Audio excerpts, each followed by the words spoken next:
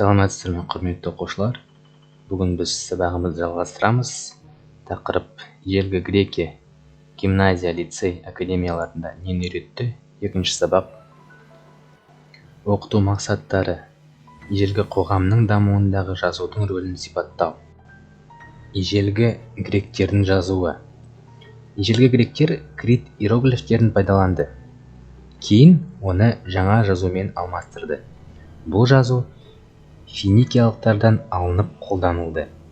Финикия әліпбиі тек дауыссыз дыбыстардан ғана құралды. Гректер финикия әліпбиін жетілдірді, жаңа символдар қосты, кейбір әріптердің жазылуын өзгертті. Осылайша грек әліпбиі 24 әріпті қамтыды. Ежелгі Грекия мектептері. 7 жастан бастап ұлдар жеке мектептерге барды. Бұл мектептерде балаларды оқуға, жазуға және санауға үйретті. Дәптер орнына оқушылар балуызбен майланған ағаш тақтайшаларды пайдаланды. Жазуды өткір металдан жасалған таяқшамен стилмен жазды. Кифарист музыкалық аспаптарында ойнауды үйретті. Ұлдар арнайы палестра деп аталатын мектептерде шұғылданды.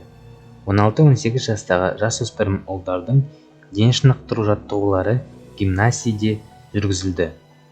Күш қуаты басым балалар және шеберлер Олимпия ойындарына қатысты. Қыз балаларды үй шаруашылығымен айналысуға, оқуға, жазуға үйретті. Философиялық мектептер. Өзінің білімін жалғастыру мақсатында жасөспірімдер лицей мен академияларға барды. Бұлар ерекше философиялық мектептер болды.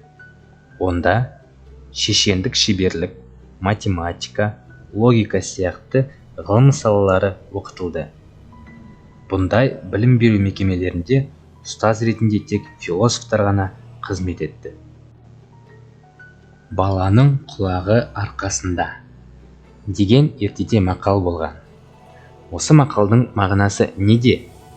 Бүгінгі таңда ол өзекті ме? Ал ежелгі грек мектептерінде мақал тән деп ойлайсыз ба? Сіздің жорамалдарыңыз қандай? Осы сұрақтарға жауап берсеңіздер. Грек білім жүйесімен грек жазуы заманауи білім жүйесімен жазудың негізін қалады.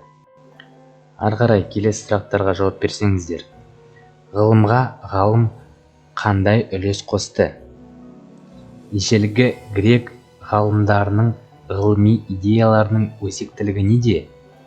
Әлемдік мәдениет үшін ежелгі грек мектеп білімі мен ғылыми білімнің маңыздылығына баға беріңіздер.